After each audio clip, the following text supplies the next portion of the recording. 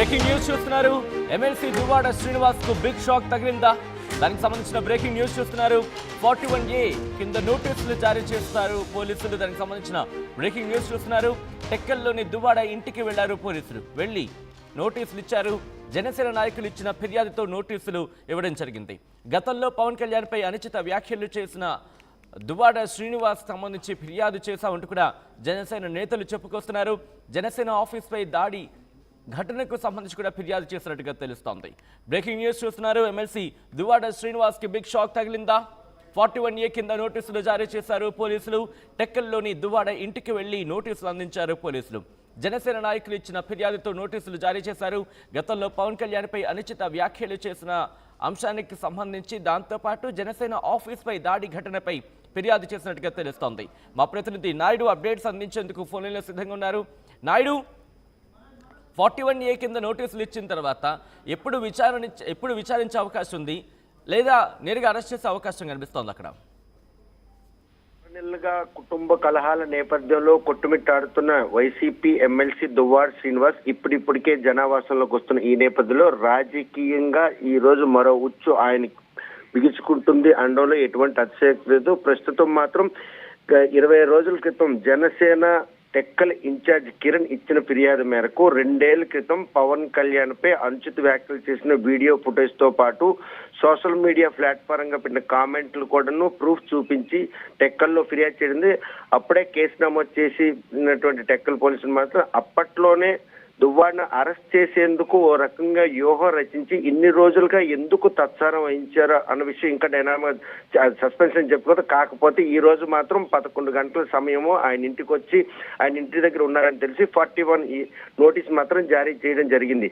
ఈ నోటీస్ జారీ చేయకుండానే సుమోటోగా అరెస్ట్ చేసేందుకు రంగం సిద్ధం చేసిన పోలీసులు ఒక చట్టపరమైన చర్యలు తీసుకోవాలి, చట్ట పరిధిలో ఉన్నటువంటి నిబంధనల ప్రకారం ముందుకెళ్లాలన్న ఉద్దేశంతోనే ఈ అరెస్ట్ ప్రక్రియ ఆలస్యమైందని చెప్పుకోవచ్చు. లేకపోతే 20 రోజుల క్రితమే ఆయన DDRC మీటింగ్ జిల్లా పరిషత్కి వస్తారని శ్రీకాకుళం వచ్చారని తెలిసిన వెంటనే పోలీసులు మాత్రం అప్రమత్తయ్యారు. ఆయనను అరెస్ట్ చేస్తారని ఆ రోజు ఒక అలజడి నెలకొన్నా కూడాను అప్పటి నుండి ఇప్పటి వరకు అంటే పోలీసు చర్యలు అంటే ఒక పొలిటీషియన్ అరెస్ట్ చేయాలనుకుంటే 41 నోటీసు ముందస్తుగా జారీ చేయాలి. చేసిన తర్వాత అరెస్ట్ ప్రక్రియ విషయంలో ఏ క్షణమైనా అరెస్ట్ చేస్తారా, లేకపోతే విచారణ నిమిత్తం టెక్కల్ పోలీస్ స్టేషన్ పిలిస్తే అసలు శ్రీనివాస్ వెళ్తాడా లేదా?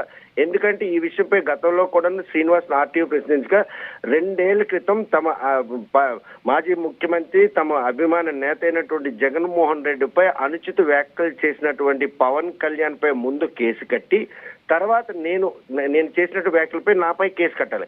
కానీ ఆయన అనుచిత వ్యాఖ్యలను ఖండించే విధంగా తాను అనుచిత వ్యాఖ్యలు చేసిన నాపై కేసు కడుతున్నటువంటి పోలీసులు ఎందుకు ఆ విషయంలో పవన్ కళ్యాణ్ పై కేసు నమోదు చేయట్లేదని కూడా ప్రశ్నించడం జరిగింది. ఈ విషయంలో గనక పోలీసులు దుందుడుగ్గా వ్యవహరించి 41 నోటీసు జారీ చేసిన తర్వాత ఆయన గనక అరెస్ట్ చేసినట్టయితే మాత్రం తప్పనిసరిగా ఆయన అప్స్కాండ్ అయ్యే పరిస్థితి ఉంటుంది. ఎందుకంటే ఆయన దగ్గర కూడా సాక్ష్యాధారాలనే తమ అధినేతను అనుచితంగా పవన్ కళ్యాణ్ వ్యాఖ్యలు చేసిన తర్వాతే తాను కూడా ఆ రోజు ఆ వ్యాఖ్యలు చేశాను. ఇది జరిగి 2 ఏళ్లు కావస్తోంది. 2 ఏళ్లు కావస్తోంది. ఇప్పటి వరకు తనకి 41 నోటీస్ జారీ చేయకుండా, తను అరెస్ట్ చేయకుండా తనపై కేసు నమోదు. ఇటీవల ఇచ్చిన ఫిర్యాదు మేరకు ఎలా పోలీసులు కేసు నమోదు చేస్తారు, తను అరెస్ట్ చేసేందుకు ఎందుకు రంగం సిద్ధం చేస్తారో ప్రశ్న తలెత్తడంతోనే పోలీసులు మాత్రం 20 రోజులు తత్సారం చేశారు. ఎట్టకేలకు 41 నోటీస్ అయితే తీసుకున్నట్టు దువ్వాడ శ్రీను టెక్కల్ పోలీసులు విచారణ నిమిత్తం వెళ్తారా, లేకపోతే వారు 41 నోటీస్ ఇష్యూ చేసిన తర్వాత శ్రీనివాస్ కనుక రాకపోతే ఆయన ఇంటికి వెళ్ళి ఆయన అరెస్ట్ చేసేందుకు పోలీసులు ఎప్పటిలోగా అరెస్ట్ చేయొచ్చు, లేకపోతే ఎప్పటిలోగా విచారణకు పిలిచే అవకాశం పోలీసు వర్గాలు ఎటువంటి చర్చ జరుగుతోంది?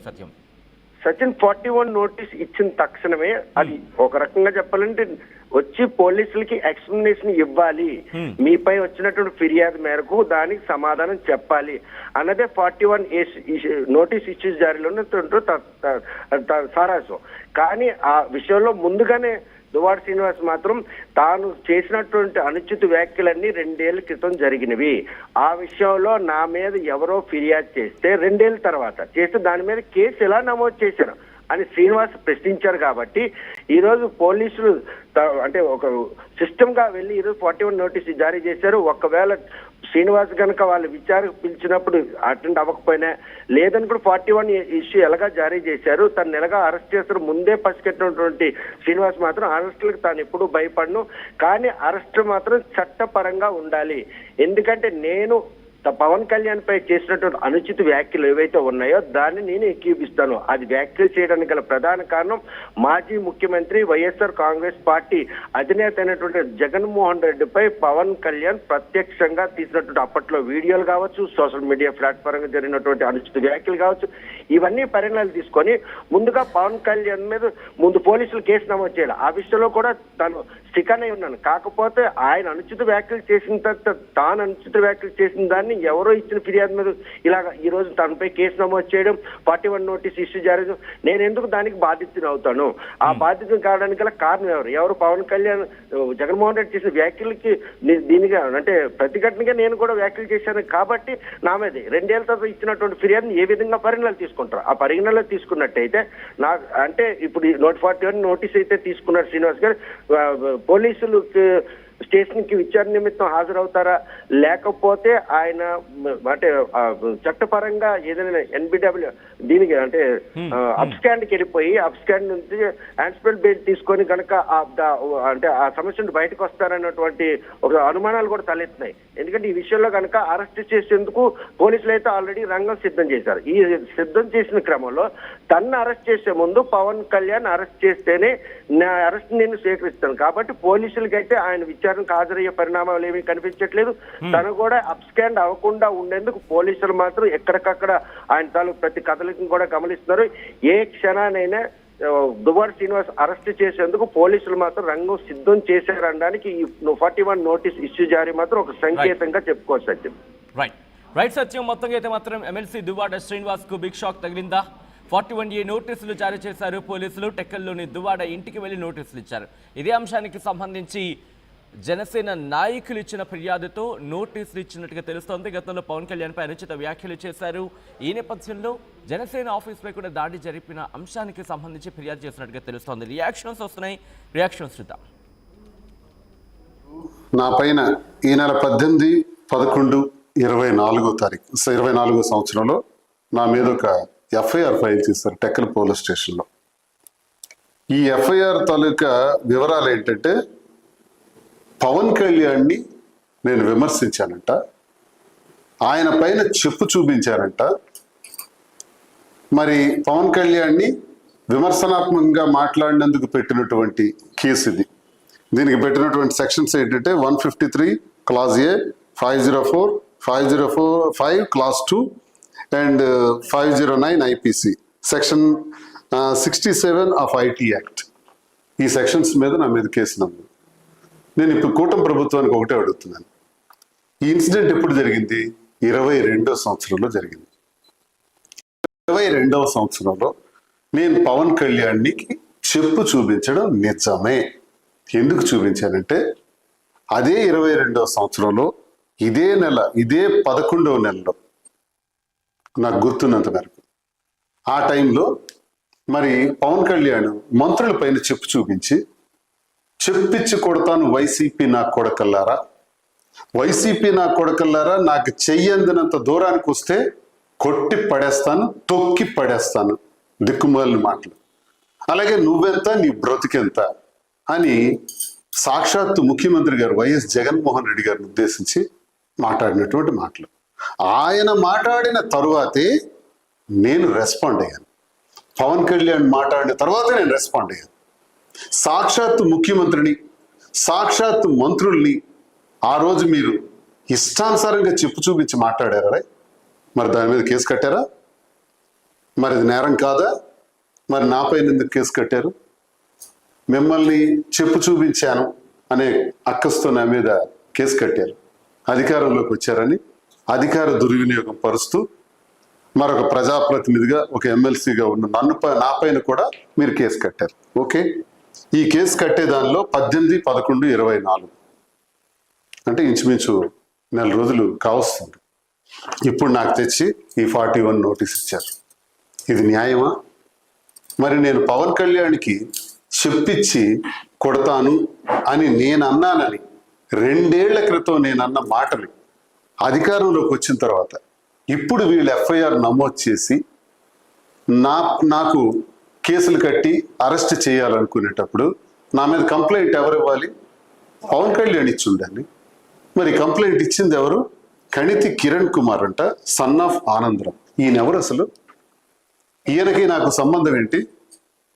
ఈయన నా పైన కేసు ఇవ్వడానికి నేను కణితి కిరణ్ కుమార్కి నేను తిట్టలేదే, విమర్శించలేదే, నేనేం దుర్భాషలు ఆడలేదే.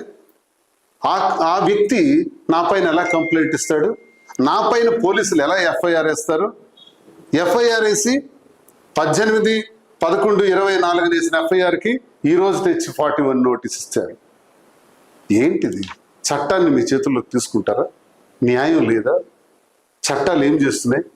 ఇష్టానుసారంగా ఇలా కేసులు కట్టి మమ్మల్ని జైల్లో పెడితే, మమ్మల్ని ఇబ్బందుల పాలు చేస్తే మేము భయపడిపోతాం అన్న ఉద్దేశంతో, నోరెత్తం అన్నటువంటి ఉద్దేశంతో కూటమి ప్రభుత్వం చేస్తున్నటువంటి దుర్మార్గమైనటువంటి చర్యలు. దీన్ని నేను తీవ్రంగా ఖండిస్తున్నాను. మీరు ఈ కేసులు కట్టడం ద్వారా మమ్మల్ని భయాందోళనకు గురి చేస్తారని అనుకుంటే, ఈ కేసుల వల్ల నేను వెనకడుగు వేస్తాను అని అనుకుంటే, ఈ కేసుల వల్ల ఇంక నేను ఎప్పుడు మాట్లాడను అని మీరు అనుకుంటే మీరు భ్రమల్లో ఉన్నట్టే. ఇంతకు రెట్టింపు ఉత్సాహంతో మాట్లాడతాను. వాయిస్ ఇంకా గట్టిగా పెంచుతాను. డబుల్ ది వాయిస్ గట్టిగా మాట్లాడతాను. ప్రజా పక్షాన మాట్లాడతాను. ప్రజా గొంతై మాట్లాడతాను. జగనన్న ఆశయాల్ని నేను మరింత విశ్లేషణగా ప్రజల ముందు పనిచేస్తూ గట్టిగా మాట్లాడతానని మీకు నేను తెలియజేస్తున్నాను. ఇలాంటి కేసుల వల్ల అదిరేది లేదు, బెదిరేది లేదని కూటమి ప్రభుత్వానికి హెచ్చరిస్తూ కూడా తెలియజేస్తున్నాను. సరే, నా పైన కేసు కట్టారు, బాగుంది. ప్రభుత్వం అధికారంలోకి వచ్చిన వెంటనే మరి జనసేన పార్టీకి చెందిన కార్యకర్తలు నన్ను ఇష్టానుసారం తిట్టారు, విమర్శించారు, బూతులు కూడా మాట్లాడారు. కొట్టేస్తామని, చంపేస్తామని, నరికేస్తామని, కారుతో కనబడితే కారుతో సహా తగలబెట్టేస్తామని నా మీద ఇష్టానుసారంగా మాట్లాడారే. సాక్ష్యాధారాలతో సహా కేసుకు పెట్టాను కదా. మరి ఎఫ్ఐఆర్ కూడా వేశామని మొన్న నాకు ఎఫ్ఐఆర్ కాపీ అందజేశారు. మరి వాళ్ళపై చర్యలు తీసుకున్నారా? అరెస్టులు చేశారా? జనసేన పార్టీ కార్యకర్తలు నా మీద తూర్పారా పడితే వాళ్ళకి నోటీసులు లేవు, అరెస్టులు లేవు. నేను 2 సంవత్సరాల క్రితం మాట్లాడిన మాటలకు మాత్రం నా పైన 41 నోటీస్, అరెస్టుకి సిద్ధం చేయడానికి ప్రయత్నాలు. ఏంటిది? మరి మొన్నను మాధురి కూడా చాలా రకాలుగా ఇష్టానుసారంగా మరి దుర్భాషలు ఆడితే తను కూడా 2 కంప్లైంట్లు ఇవ్వటం జరిగింది. దాని మీద ఎఫ్ఐఆర్ వేశారా? ఆ రసీదులు ఆ రోజైతే మాకు ఇవ్వటం జరిగింది. ఇప్పటికి కంప్లైంట్ ఇచ్చి 15 రోజులు అయింది. ఎఫ్ఐఆర్ ఎందుకు వేయలేదు? అంటే కూటమి ప్రభుత్వానికి చెందిన వాళ్ళు, జనసేన పార్టీకి చెందిన వాళ్ళు మమ్మల్ని ఇష్టానుసారం తిడితే పర్వాలేదు, మేము కంప్లైంట్ ఇచ్చిన కేసు వేయరు. కానీ 2 ఏళ్ల క్రితం ఎప్పుడో మాత్రం మేము విమర్శిస్తే దానిపైన కేసు వేస్తారు. ఇది చట్టం, ఇది పరిస్థితులు, ఈ రాష్ట్రంలో నడుస్తున్నటువంటి పరిస్థితులు. Torture, harassment. ఈ హెరాస్మెంట్ల ద్వారా మా లాంటి వాళ్ళు తగ్గిపోతే తొక్కి పడేసి చూస్తున్నారేమో. తొక్కి పడేద్దాం అనుకుంటే న్యూటన్స్ లా అప్లై అవుతుంది. Every action will have an opposite and equal reaction. అంతే బలంగా మళ్ళీ మేము ఎదురుగా వస్తాం బాల్ లాగా. గుర్తుంచుకోండి అని తెలియజేస్తున్నాను.